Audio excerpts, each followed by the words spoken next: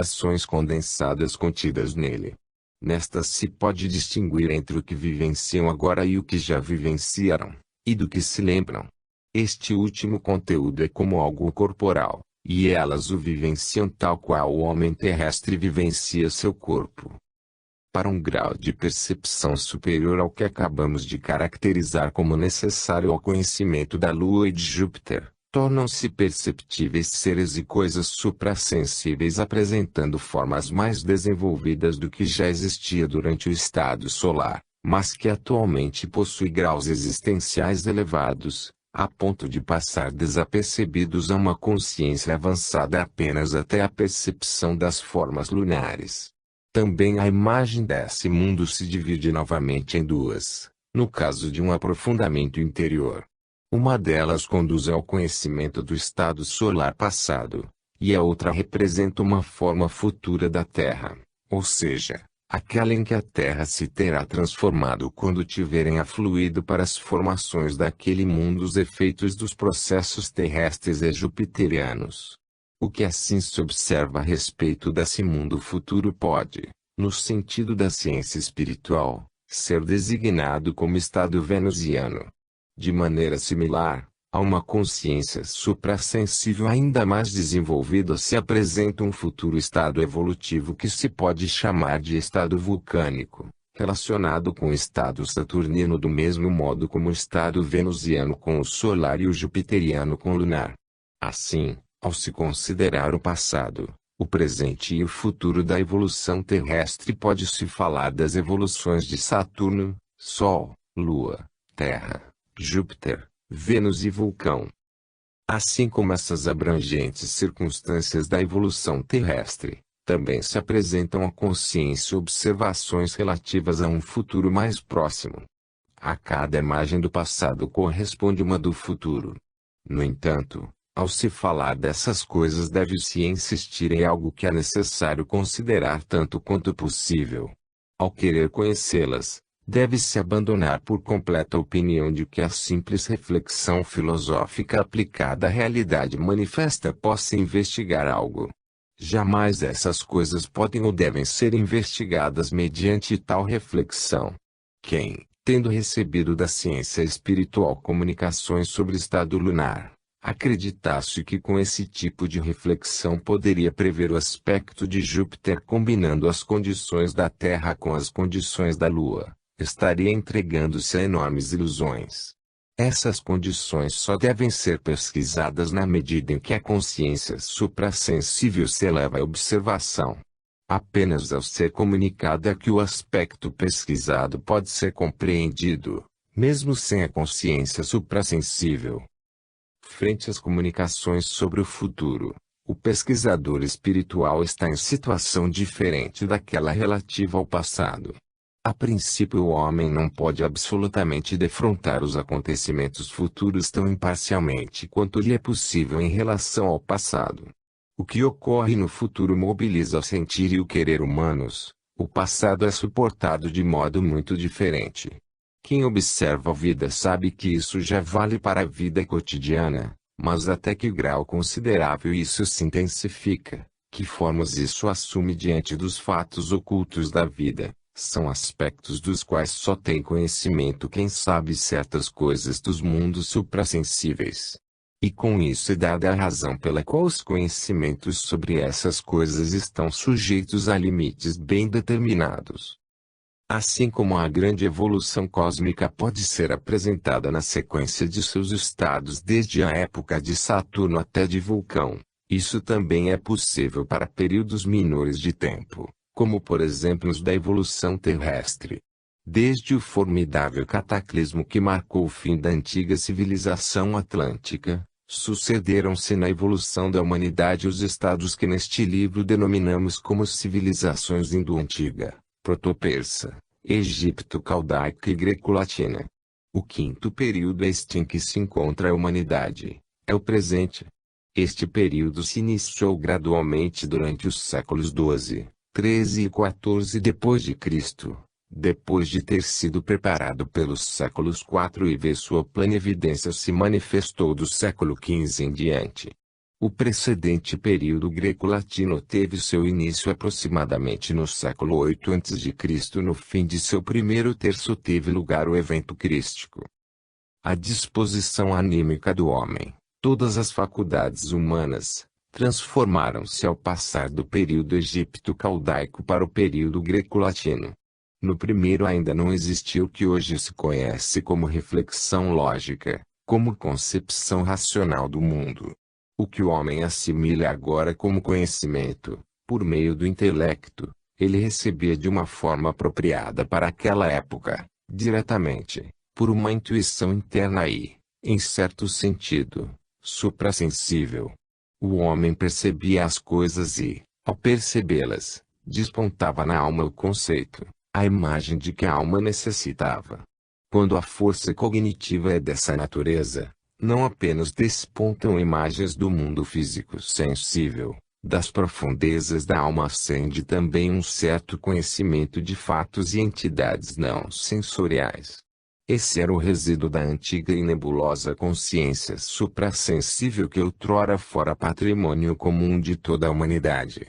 No período grego-latino nasceram cada vez mais pessoas desprovidas dessas faculdades. Em seu lugar surgiu a reflexão intelectual sobre as coisas. Os homens foram cada vez afastados de uma imediata percepção onírica do mundo anímico espiritual e, gradualmente, induzidos a formar uma imagem desse mundo por meio de seu intelecto e seu sentimento. Esse estado perdurou, em certo sentido, por todo o quarto período pós-atlântico. Somente os homens que haviam conservado como herança a antiga disposição anímica podiam continuar a receber diretamente o mundo espiritual em sua consciência. Esses homens, porém, eram remanescentes de uma época anterior. A natureza de sua cognição já não era adequada à nova época, pois as leis evolutivas tinham por consequência que uma faculdade anímica antiga perde seu pleno significado quando novas faculdades aparecem. A vida humana adapta-se então a essas novas faculdades, nada mais podendo fazer com as faculdades antigas. Contudo, havia também seres humanos que começaram muito conscientemente a desenvolver, ao lado das faculdades intelectuais e afetivas adquiridas, outras faculdades superiores, que lhes tornaram novamente possível penetrar no mundo anímico espiritual. Para isso, deviam começar por proceder diferentemente dos discípulos dos antigos iniciados. Estes não precisavam levar em conta as faculdades anímicas desenvolvidas somente a partir do quarto período. Foi nesse quarto período que despontaram os princípios do tipo de disciplina espiritual que neste livro foi descrita como sendo própria da atualidade. Naquele tempo, porém, ela estava apenas nos primórdios, só podendo experimentar seu desenvolvimento propriamente dito no quinto período, a partir dos séculos XII e XIII, mas sobretudo a partir do século XV.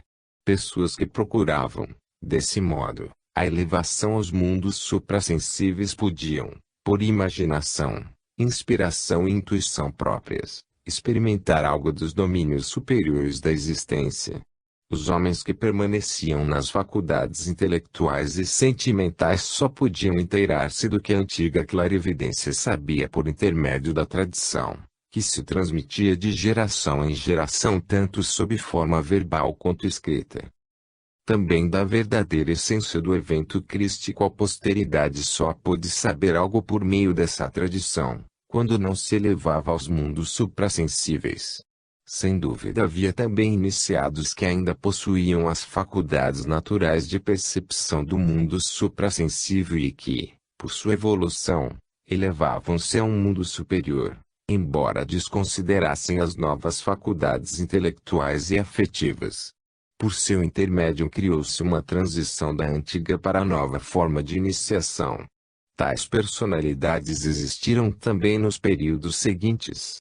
O essencial do quarto período é justamente o fato de, pela exclusão da alma de um contato direto com o mundo anímico espiritual, o homem ter sido fortalecido e revigorado em suas faculdades intelectuais e emotivas.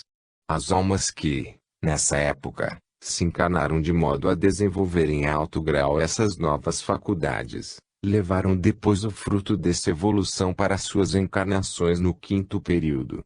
Como compensação para essa exclusão do mundo espiritual, existiam as grandiosas tradições da sabedoria primordial, e especialmente do evento crístico que pela força de seu conteúdo proporcionavam às almas um conhecimento fidedigno dos mundos superiores. No entanto, também sempre existiram homens que, além das faculdades intelectuais e afetivas, desenvolviam as forças cognitivas superiores. Cabia-lhes inteirar-se dos fatos do mundo superior e particularmente do mistério do evento crístico, por meio de um conhecimento suprassensível imediato. Foi deles que fluiu para as almas dos outros homens tudo o que fosse compreensível e bom para elas. A primeira difusão do cristianismo devia incidir, segundo o sentido da evolução terrestre, justamente numa época em que as forças cognitivas não estavam desenvolvidas em grande parte da humanidade. Por isso a força da tradição era tão potente naquela época. Era necessária mais vigorosa energia para conduzir a uma confiança no mundo suprassensível aos homens que não conseguiam perscrutar esse mundo por si mesmos. Quase sempre houve, com exceção de um curto período no século X, também homens capazes de elevar-se aos mundos superiores pela imaginação, inspiração e intuição. Esses homens são os sucessores pós-cristãos dos antigos iniciados, dos guias e adeptos da sabedoria dos mistérios. Sua missão era reconhecer, por suas próprias faculdades, aquilo de que se havia podido ter conhecimento por meio da antiga sabedoria dos mistérios, e a isso ainda deviam acrescentar o conhecimento da essência do evento crístico. Assim nasceu entre esses novos iniciados um conhecimento abrangendo tudo o que fora objeto da antiga iniciação, mas no centro desse conhecimento resplandecia o saber superior dos mistérios do evento crístico. Somente em mínima escala esse conhecimento podia fluir para a vida geral, enquanto nesse quarto período as almas humanas deviam consolidar as faculdades do intelecto e do sentimento. Havia, portanto, nessa época, uma sabedoria sumamente oculta. Depois despontou o novo período, a ser designado como o quinto. Sua essência consiste na continuidade do desenvolvimento das faculdades intelectuais, vindo estas a florescer portentosamente e prosseguir do presente para o futuro. Isso se preparou lentamente a partir dos séculos XII e XIII, para acelerar-se cada vez mais a partir do século XVI até o presente. Sob essas influências, a época evolutiva do quinto período transcorreu de modo a ocupar-se cada vez mais do cultivo das forças intelectuais, enquanto o saber fidedigno de outrora, o conhecimento tradicional, ia perdendo cada vez mais força sobre a alma humana. Por outro lado, também se desenvolveu nessa época o que se pode considerar uma afluência cada vez maior dos conhecimentos da consciência suprassensível moderna para as almas humanas. Embora inicialmente de modo quase imperceptível, o saber oculto flui para a maneira de pensar dos homens desse período. É natural que até o presente as forças do intelecto tenham uma atitude de rejeição frente a esses conhecimentos, só que o que tiver de acontecer acontecerá de qualquer modo, apesar de todas as rejeições temporárias. Segundo uma denominação simbólica, pode-se chamar o saber oculto que a humanidade assimila por esse lado, e que será assimilado cada vez mais de conhecimento do Graal. Quem aprender a compreender esse símbolo em seu profundo significado, tal como é apresentado de forma narrativa lendária, descobrirá que significativamente ele contém a essência do que acima denominamos conhecimento da nova iniciação, tendo no centro o mistério do Cristo. Os iniciados modernos podem, portanto, ser chamados de iniciados do Graal. É a ciência do Graal que conduz o caminho para os mundos suprassensíveis cujas primeiras etapas são descritas neste livro. Esse conhecimento tem a particularidade de seus fatos só poderem ser pesquisados ao terem sido adquiridos os meios para isso, tal como descritos neste livro. Uma vez pesquisados, porém, Eles podem ser compreendidos justamente pelas faculdades anímicas desenvolvidas no quinto período. Aliás, ficará sempre mais claro que essas forças serão satisfeitas em grau cada vez maior por esses conhecimentos. Atualmente nós vivemos numa época em que esses conhecimentos devem ser mais intensamente acolhidos na consciência geral do que antes. E este livro deseja fazer suas comunicações partindo desse ponto de vista. Na medida em que a evolução da humanidade se nutre dos conhecimentos do Graal, o impulso dado pelo evento crístico se tornará cada vez mais significativo. Ao lado exterior da evolução cristã será cada vez mais acrescentado o interior. O que pode ser conhecido pela imaginação, intuição e inspiração sobre os mundos superiores, em ligação com o mistério crístico, impregnará cada vez mais a vida pensamental, emocional e volitiva do homem. O saber oculto do Graal se tornará manifesto, impregnando cada vez mais, como uma força interna, as manifestações existenciais dos homens. No decorrer do quinto período, os conhecimentos dos mundos suprassensíveis afluirão para a consciência humana, e quando se iniciar o sexto período a humanidade poderá ter recuperado, num nível superior, o que possuiu numa época anterior mediante um tipo ainda nebuloso de evidência não sensorial. Contudo, essa nova propriedade terá uma forma muito diferente da antiga. O que outrora a alma sabia dos mundos superiores não era, nela, impregnado por sua própria capacidade intelectual e sentimental, ela o sabia como dádiva inspirada. No futuro, ela não apenas terá as inspirações, estas sim, ela compreenderá, sentindo-as como a essência de seu próprio ser. Ao apropriar-se de um conhecimento sobre este ou aquele ser ou objeto, por sua própria natureza o intelecto achará esse conhecimento justificado. Quando outro conhecimento sobre um preceito moral ou uma conduta humana se fizer valer, a alma dirá a si própria: meu sentimento só se justificará perante si mesmo se eu também realizar o que estiver de acordo com esse conhecimento. Essa disposição anímica deverá desenvolver-se num número suficientemente grande de pessoas do sexto período. No quinto período repete-se, de certo modo, a contribuição do terceiro período, o Egito caldaico, para a evolução da humanidade. Naquela época a alma ainda percebia certos fatos do mundo suprassensível, mas essas faculdades de percepção estavam justamente desaparecendo. É que as faculdades intelectuais se preparavam para a sua evolução, e a princípio deveriam excluir o homem do mundo superior. No quinto período manifestam-se novamente os fatos suprassensíveis que no terceiro período eram contemplados num estado nebuloso de consciência, só que agora impregnadas pelas forças intelectuais e pessoalmente emotivas dos homens. Elas também são impregnadas por aquilo que pode ser outorgado à alma humana pelo conhecimento do mistério crístico. Com isso assumirão uma forma totalmente diversa da anterior. Enquanto nos tempos antigos as impressões dos mundos suprassensíveis eram sentidas como forças que impulsionavam o homem a partir de um mundo espiritual exterior, no qual ele não estava incluído, pela evolução da nova época essas impressões passam a ser sentidas como um mundo para dentro do qual o homem vai avançando, firmando-se aí cada vez mais. Ninguém deve acreditar que a repetição da cultura egipto-caldaica possa suceder de modo que a alma simplesmente assimile o conteúdo existente naquela época, o qual foi transmitido desde então.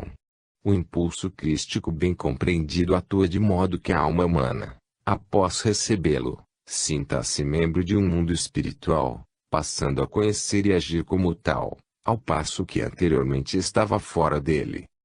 Enquanto no quinto período o terceiro ressurge, desse modo, para mesclar-se na alma humana com o elemento totalmente novo trazido pelo quarto período, algo semelhante ocorre no sexto relativamente ao segundo e no sétimo relativamente ao primeiro, o hindu antigo. Toda a maravilhosa sabedoria do hinduísmo antigo, proclamada pelos grandes instrutores da época, poderá existir novamente como verdade de vida das almas humanas no sétimo período. Ora, As transformações nas coisas terrestres exteriores ao homem produzem-se de maneira a guardar certa relação com a própria evolução da humanidade. Transcorrido o sétimo período, a Terra será atingida por um cataclismo comparável àquele ocorrido entre as épocas Atlântica e pós-Atlântica, e as posteriores condições terrestres transformadas se desenvolverão, por sua vez, em outros 7 períodos. As almas humanas que então se encarnarem vivenciarão num nível mais elevado aquela comunhão com um mundo superior experimentada em nível inferior pelos Atlantes. Contudo, só se mostrarão aptos para as condições terrestres reformuladas as pessoas que possuírem encarnadas em si almas adequadamente desenvolvidas pelas influências do período greco-latino e dos seguintes, o quinto, o sexto e o sétimo da evolução pós-atlântica. O interior dessas almas corresponderá ao resultado evolutivo da Terra até então. As demais almas deverão ficar para trás, enquanto anteriormente lhes teria sido facultado criar, para si mesmas, as condições para prosseguir junto. Estarão maduras para as circunstâncias seguintes ao próximo grande cataclismo aquelas que tiverem criado, justamente na transição do quinto para o sexto período pós-atlântico, a possibilidade de impregnar os conhecimentos suprassensíveis com as forças do intelecto e do sentimento. O quinto e o sexto período serão, de certo modo, os decisivos. No sétimo, as almas que houverem alcançado a meta no sexto período continuarão a desenvolver-se adequadamente. As demais, porém, encontrarão muito poucas oportunidades de recuperar o perdido sob as novas condições do meio ambiente. Só num futuro ulterior ressurgirão condições que permitam isso. Assim progride a evolução de período em período. O conhecimento suprassensível observa não apenas as mudanças futuras das quais participará apenas a Terra, mas também aquelas que se desenrolam em cooperação com os corpos celestes ao seu redor.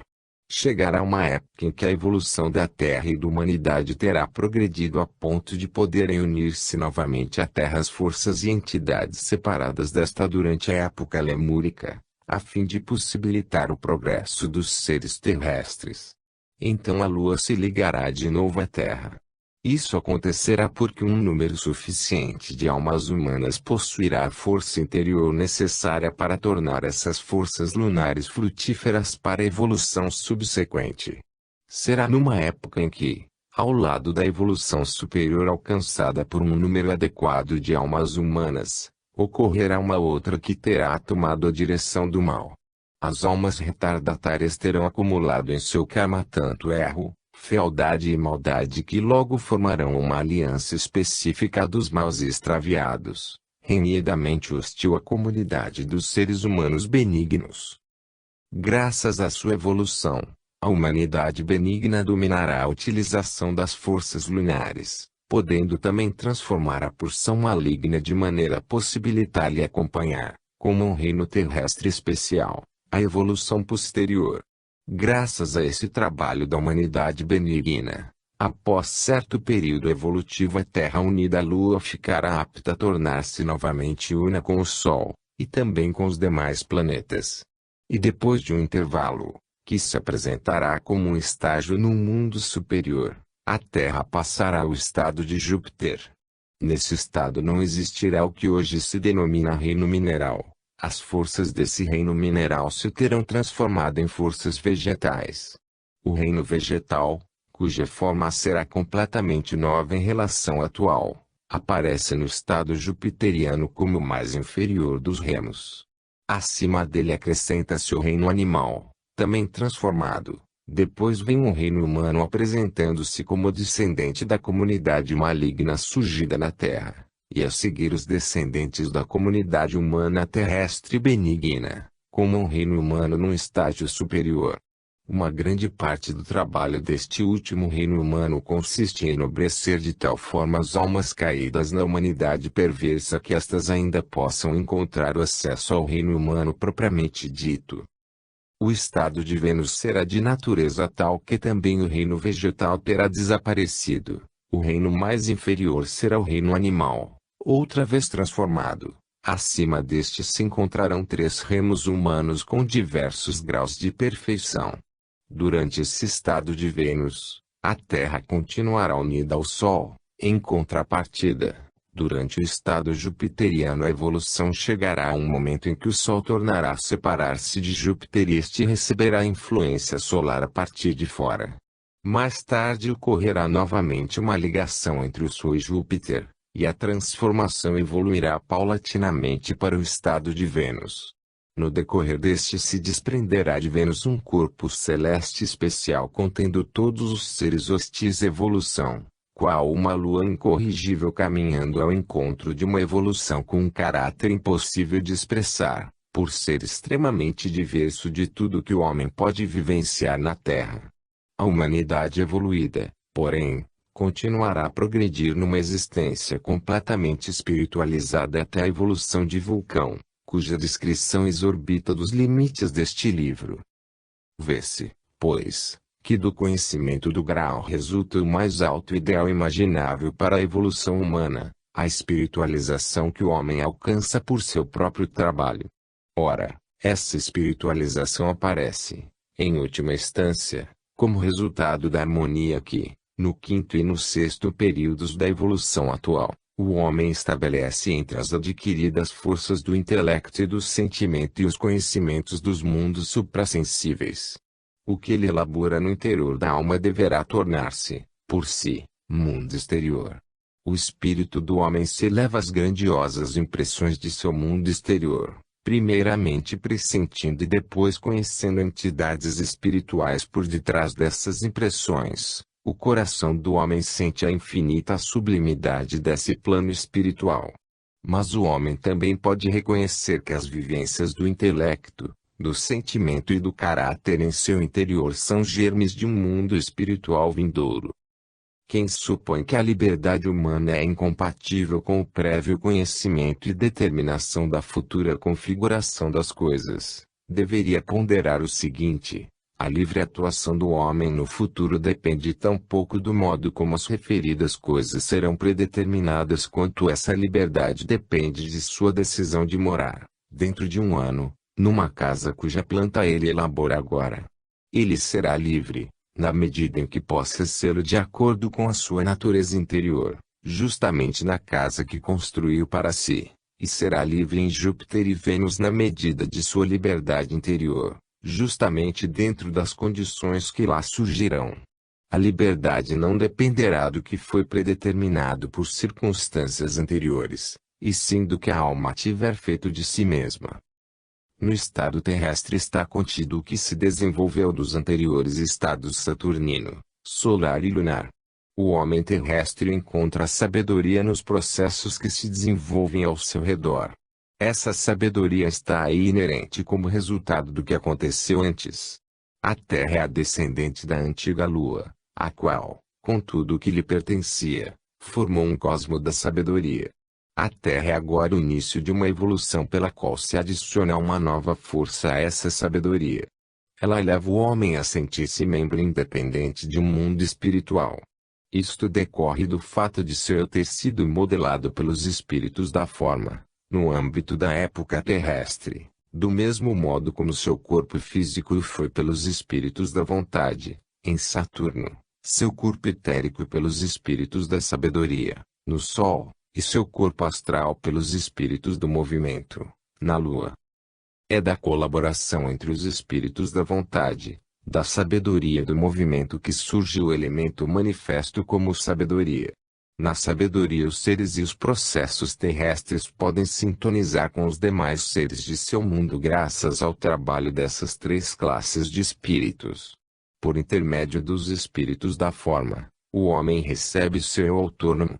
No futuro este se harmonizará com os seres da Terra, de Júpiter, de Vênus e de Vulcão, graças à força que se incorpora à sabedoria mediante a evolução terrestre. Trata-se da força do amor. É no homem da Terra que essa força do amor deve iniciar-se, e o cosmo da sabedoria está evoluindo para um cosmo do amor. De tudo que o eu é capaz de desenvolver em si mesmo, deve nascer amor. O grande exemplo do amor manifestado pelo elevado ser solar caracterizado ao abordarmos a evolução do Cristo. No mais profundo cerne da natureza humana foi, com essa evolução, semeado o germe do amor, e é daí que o amor deve fluir para dentro de toda a evolução. Assim como a sabedoria previamente formada se manifesta nas forças do mundo exterior terrestre, nas forças naturais do presente, no futuro o próprio amor se revelará em todos os fenômenos como uma nova força natural. Eis o mistério de toda a evolução futura, o conhecimento, e também tudo o que o homem realiza a partir da verdadeira compreensão da evolução, é uma semeadura que deve amadurecer como amor. E quanto mais força de amor surgir, tanto mais impulso criador será providenciado para o futuro. Naquilo que nascerá do amor residirão as intensas energias que conduzem ao resultado final da espiritualização, descrito acima. E quanto mais conhecimentos espirituais afluírem para a evolução humana e terrestre, tanto mais existirão germes vitais para o futuro. O conhecimento espiritual, por sua própria natureza, se transforma em amor. Todo o processo descrito, do período greco-latino até a época atual, mostra-nos como deve ocorrer essa transformação e por que o início da evolução se deu em direção ao futuro. O que se preparou como sabedoria através das evoluções saturnina, solar e lunar atua nos corpos físico, etérico e astral do homem, manifestando-se como sabedoria do mundo, no eu, porém, ela se interioriza. A partir do estado terrestre, a sabedoria do mundo exterior converte-se em sabedoria interior no homem e, uma vez interiorizado, converte-se em germe do amor. A sabedoria é a precondição do amor. O amor é o resultado da sabedoria renascida no eu. Quem fosse induzido, pelas explicações precedentes, à opinião de que a evolução descrita traz um cunho fatalista, tê-la-ia compreendido mal. Quem, por exemplo, acreditasse que nessa evolução um determinado número de pessoas estaria condenado a pertencer ao reino da humanidade, mas não veria como, nessa evolução, se desenvolve a inter-relação entre o mundo sensível e o mundo anímico espiritual. Ambos, o mundo sensível e o anímico espiritual, formam, dentro de certos limites, correntes evolutivas separadas. É pelas forças próprias da corrente sensorial que surgem as formas da humanidade maligna. Uma necessidade, para a alma humana, de encarnar-se em tal forma só existirá quando ela própria tiver criado as condições para isso. Também poderia ocorrer que as formas surgidas das forças do plano sensorial não encontrassem almas humanas procedentes da época anterior, por serem elas boas demais para corpos dessa espécie. Então essas formas deveriam ser animadas, a partir do cosmo, por algo diferente de almas humanas anteriores. As formas citadas só serão animadas por almas humanas que se tenham preparado para tal encarnação. Nesse domínio, o conhecimento suprassensível tem de dizer justamente o que vê, ou seja, que no mencionado futuro existirão dois remos humanos, um benigno e um maligno traço, mas não deves deduzir intelectualmente, do estado das almas humanas atuais, um estado futuro a ser produzido como que por necessidade natural. O conhecimento suprassensível deve buscar a evolução das formas humanas e a evolução do destino das almas por dois caminhos bem distintos, e uma confusão entre ambos, na cosmovisão, seria um remanescente da concepção materialista, cuja existência se cravaria de maneira preocupante na ciência do suprassensível. Particularidades do âmbito da ciência espiritual. O corpo etérico do homem. Quando membros superiores do homem são observados por meio da percepção suprassensível, essa percepção nunca é perfeitamente igual a uma percepção por meio dos sentidos exteriores. Se o homem toca um objeto e tem uma sensação de calor, cumpre distinguir entre o que provém do objeto, como que emanando dele, e o que se experimenta na alma. A experiência anímica interior da sensação calórica é algo diferente do calor irradiado pelo objeto. Imagine-se essa vivência anímica sozinha, sem objeto exterior. Imagine-se a vivência, mas justamente anímica, de uma sensação calórica na alma, sem que um objeto físico exterior fosse motivo para isso. Se tal vivência ocorresse simplesmente sem um motivo, tratar-se-ia de uma alucinação. O discípulo espiritual experimenta tais percepções interiores sem motivo físico, principalmente sem um motivo procedente de seu próprio corpo. Mas em certo nível da evolução elas se apresentam de modo que ele possa saber, conforme já foi mostrado, pode saber pela própria experiência, que a percepção interior não é uma alucinação, sendo motivada por uma entidade anímico-espiritual de um mundo exterior suprassensível do mesmo modo como a sensação calórica comum é motivada por um objeto exterior físico sensível. Assim ocorre também ao se falar de percepções cromáticas. Nesse caso, deve-se distinguir entre a cor que está no objeto exterior e a sensação interior da cor na alma. Tenhamos presente a sensação interior que a alma experimenta ao perceber um objeto vermelho do mundo exterior físico sensível. Imaginemos conservar uma lembrança vívida dessa impressão, mas afastando a vista do objeto. Tenhamos presente, como vivência interior, o que ainda temos de representação mental recordativa da cor. Então distinguiremos entre a vivência interior da cor e a cor exterior. Essas vivências interiores diferem, em seu conteúdo, radicalmente das impressões sensoriais exteriores. Elas trazem muito mais o cunho daquilo que é sentido como dor e alegria do que a sensação sensorial comum. Imaginemos agora uma vivência interior como essa, ascendendo na alma sem ser motivada por um objeto físico sensível ou sua lembrança. A pessoa que possui o conhecimento suprassensível pode ter uma experiência assim, podendo, nesse caso, saber que não se trata de uma alucinação, e sim de expressão de uma entidade anímico-espiritual. Ora, se essa entidade anímico-espiritual provoca a mesma impressão que um objeto vermelho do mundo físico sensorial, pode ser chamada de vermelha. No caso de um objeto físico sensível, em primeiro lugar ocorrerá a impressão exterior, e só depois a vivência cromática interior, na verdadeira contemplação suprassensível do homem de nossa época. Isso deve ser invertido. Primeiro a vivência interior, nebulosa como uma simples recordação cromática, e em seguida uma imagem tornando-se cada vez mais viva. Quanto menos se atentar ao fato de que o processo deve ocorrer assim, tanto menos se poderá distinguir entre uma percepção espiritual verdadeira e uma fantasia imaginária, ilusão, alucinação, etc. O grau de intensidade alcançado pela imagem, numa percepção anímico-espiritual como essa, seja permanecendo inteiramente sombrio como uma representação mental nebulosa, seja produzindo um efeito intenso como um objeto exterior traço, depende inteiramente de como o praticante do conhecimento suprassensível se desenvolveu. A impressão geral que o vidente tem do corpo etérico humano pode ser descrita da seguinte maneira: tendo um pesquisador do suprassensível desenvolvido uma força de vontade tal que, frente a um ser humano físico, consiga abstrair do que o olho físico vê, ele será capaz, por meio da consciência suprassensível, de adentrar com o olhar o espaço ocupado pelo homem físico.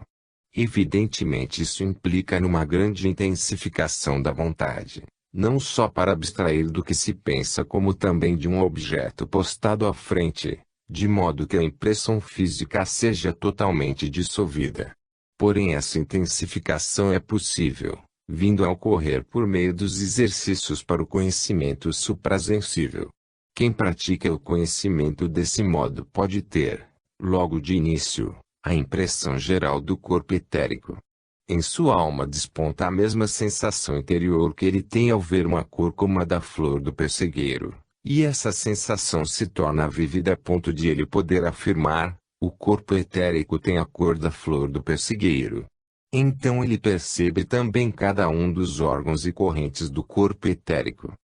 Mas também se pode prosseguir na descrição do corpo etérico, fornecendo as vivências da alma correspondentes a sensações calóricas, impressões sonoras, etc., pois ele não é simplesmente algo como um fenômeno cromático. No mesmo sentido, também podem ser descritos o corpo astral e os demais membros da entidade humana. Quem levar isso em consideração compreenderá como devem ser recebidas as descrições feitas no sentido da ciência espiritual. O mundo astral. Enquanto se observa apenas o mundo físico, a Terra, enquanto habitat do homem, apresenta-se como um corpo cósmico separado. Quando, porém, a cognição suprassensível se eleva a outros mundos, essa separação deixa de existir. Por isso foi dito que a imaginação, ao mesmo tempo em que percebe a Terra, percebe o estado lunar desenvolvido até o presente.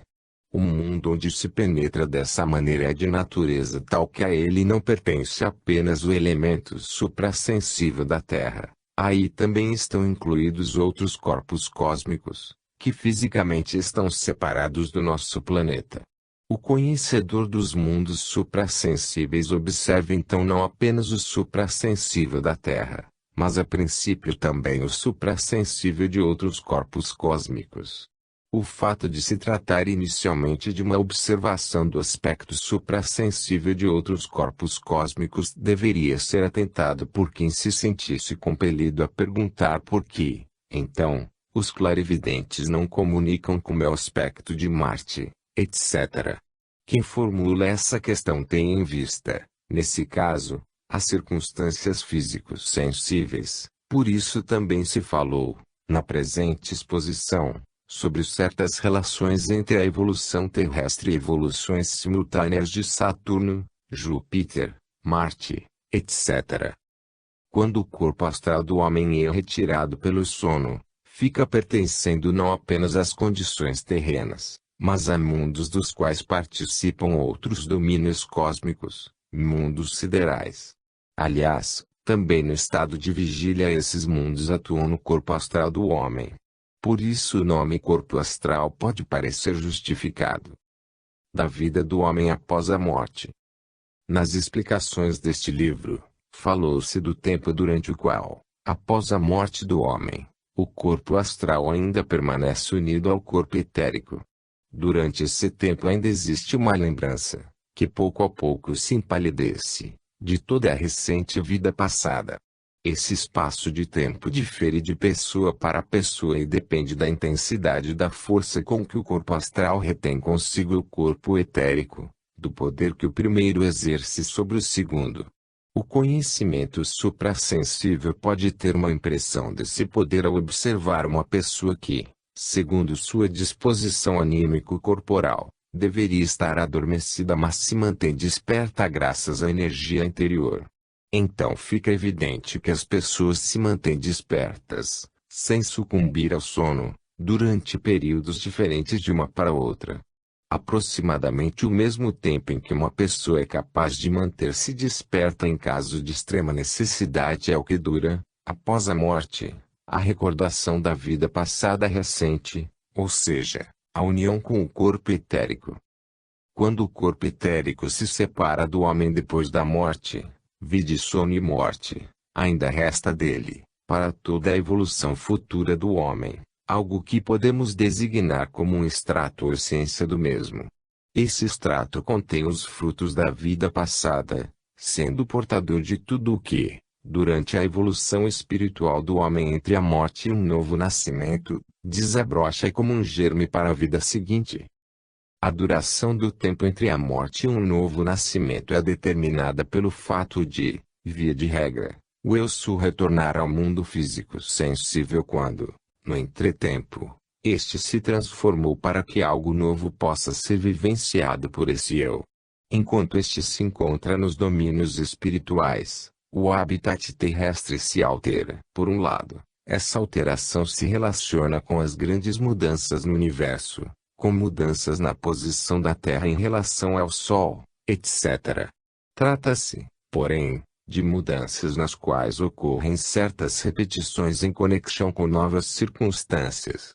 Elas encontram sua expressão exterior, por exemplo, No fato de o ponto da abóbada celeste onde nasce o Sol no equinócio da primavera descrever um círculo completo em aproximadamente 26 mil anos.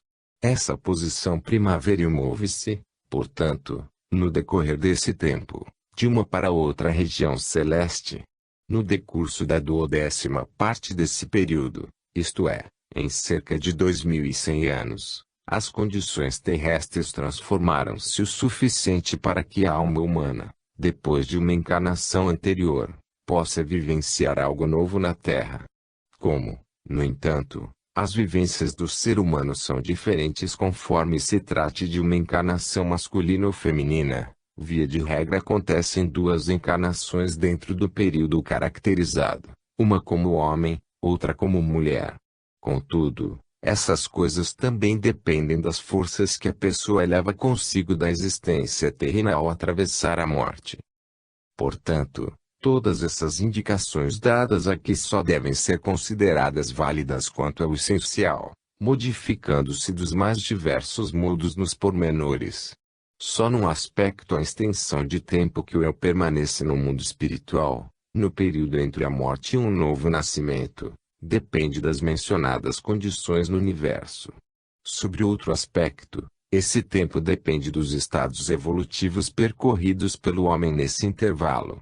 Depois de certo período, esses estados conduzem-o a uma condição espiritual que já não encontra satisfação em sua vivência espiritual interior, desenvolvendo anseio por uma transformação de consciência que se satisfaça no autoespelhamento por meio da vivência física.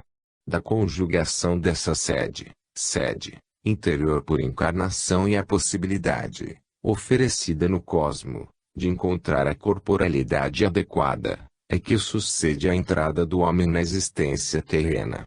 Pelo fato de haverem coatuar dois elementos, uma vez ela acontece, mesmo que a sede ainda não tenha atingido toda a sua intensidade, pela possibilidade de se alcançar uma encarnação aproximadamente adequada, e outra vez, mesmo tendo a sede ultrapassado sua intensidade normal porque na época propília não havia ainda a possibilidade da encarnação. A condição geral de vida em que uma pessoa se encontra pelas características de sua natureza corporal está relacionada com essas circunstâncias.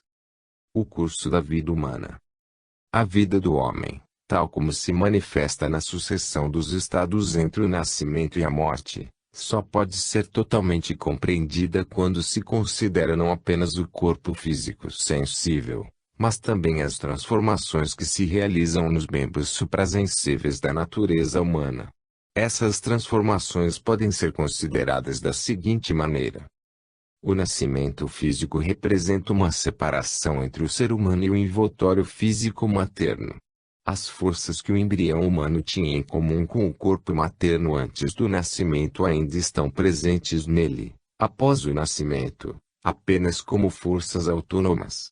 Ora, na vida posterior se produzem, para a percepção suprassensível, acontecimentos suprassensíveis semelhantes por ocasião do nascimento físico.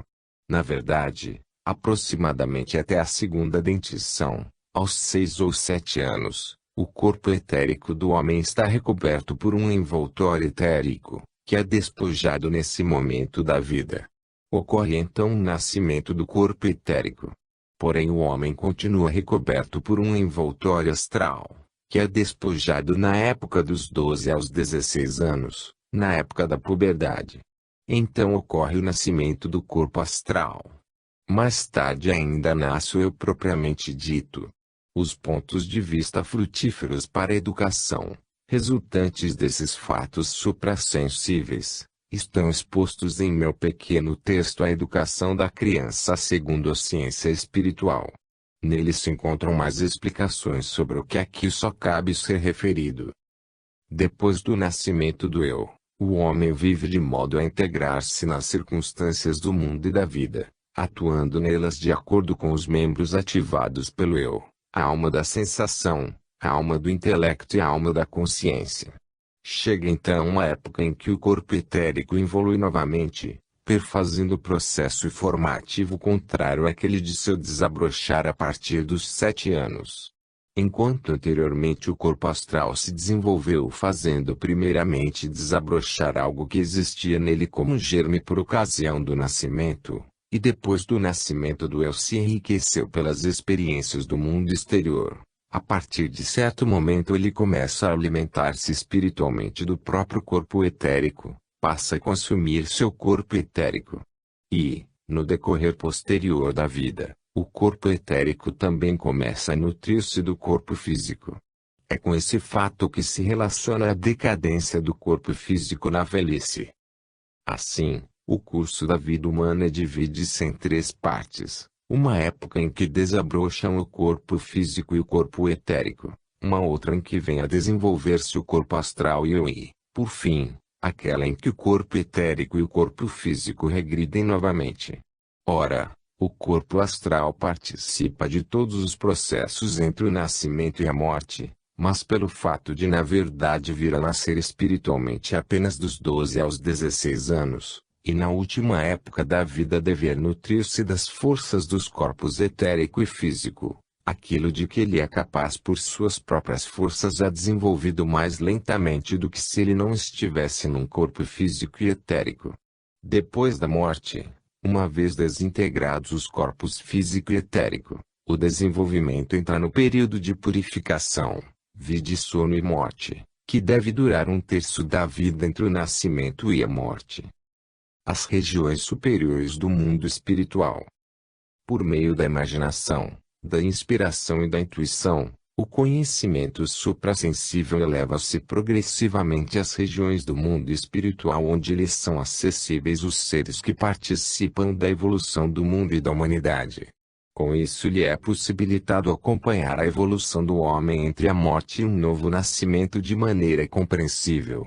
Ora, existem ainda regiões mais elevadas da existência, às quais aqui só se pode aludir sumariamente. Tendo-se elevado até a intuição, o conhecimento suprassensível vive num mundo de seres espirituais. Também estes passam por evoluções.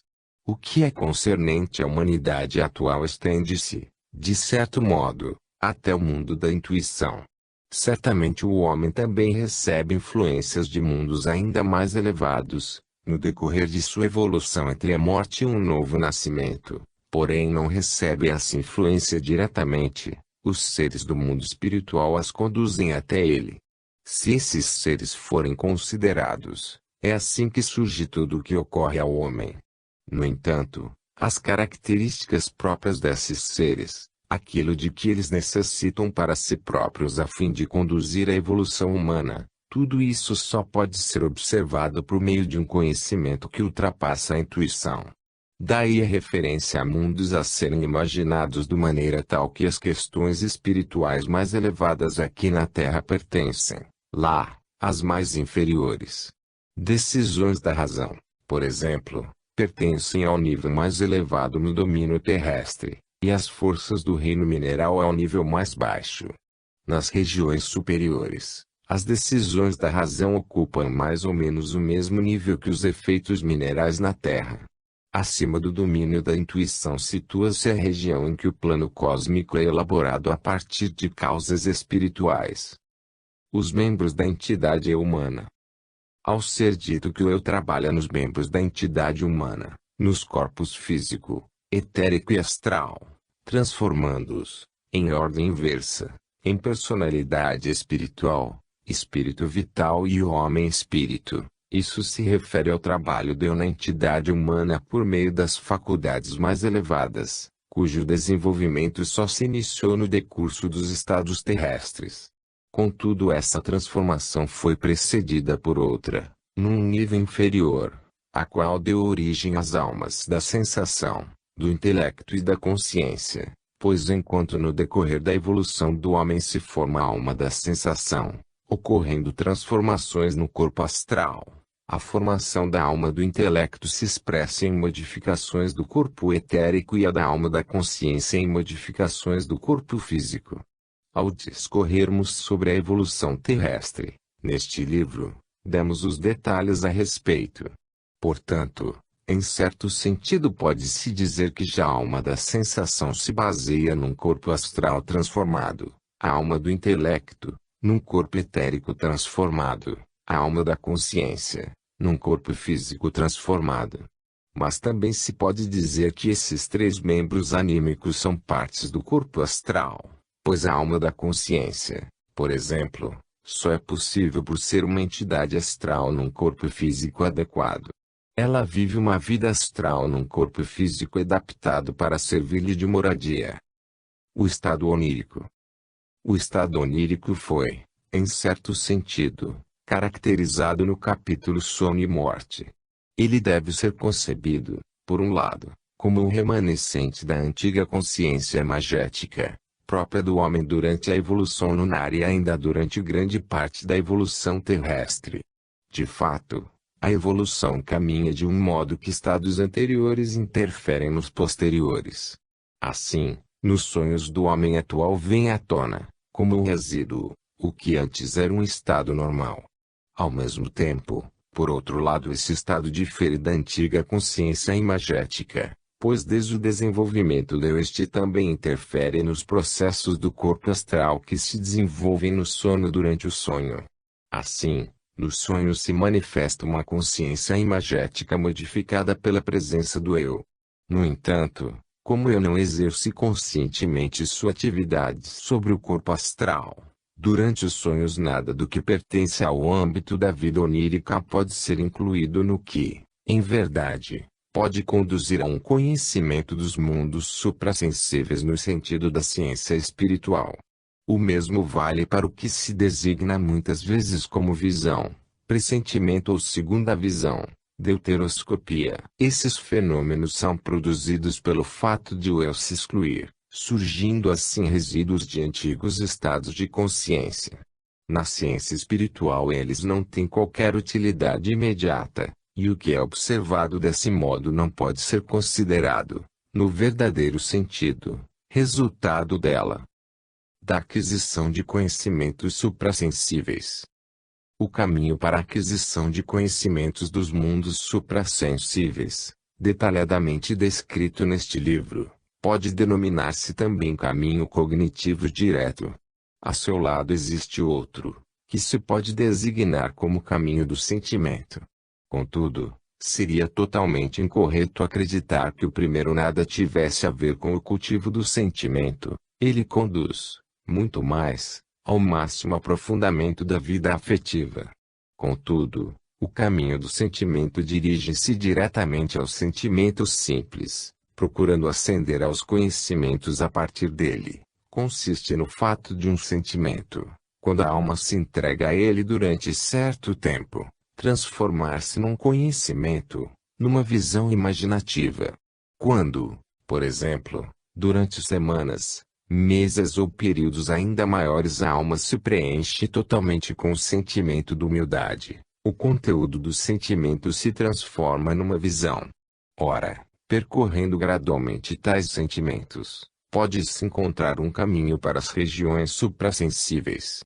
Contudo, para o homem atual, dentro das condições normais de vida, esse caminho não é fácil. Isolamento, retração da vida contemporânea é, nesse caso, quase indispensável, pois o que a vida cotidiana oferece em termos de impressões perturba, principalmente no início, o desenvolvimento do que a alma alcança ao aprofundar-se em determinados sentimentos. Por outro lado, o caminho cognitivo descrito neste livro pode ser seguido em qualquer situação atual de vida. Observação de certos fatos e seres do mundo espiritual. Pode-se questionar se o aprofundamento interior e os outros meios descritos para a aquisição de conhecimentos suprassensíveis permitem apenas de um modo geral a observação do homem entre a morte e um novo nascimento ou de outros processos espirituais, ou se também possibilitam observar processos e seres individuais bem determinados, por exemplo, alguém que já tenha morrido. A isso se pode responder o seguinte: quem adquire, pelos meios descritos, a faculdade de observar o mundo espiritual, pode também chegar a observar detalhes que aí ocorrem. Torna-se, portanto, apto a entrar em contato com pessoas que estejam vivendo no mundo espiritual entre a morte e um novo nascimento. Cumpre, porém, Considerar que no sentido da ciência espiritual isso só deve ocorrer depois de se ter percorrido uma disciplina metódica visando ao conhecimento espiritual, pois só então se pode distinguir entre ilusão e realidade no que concerne a acontecimentos e entidades particulares. Quem quiser observar detalhes particulares, mas sem disciplina,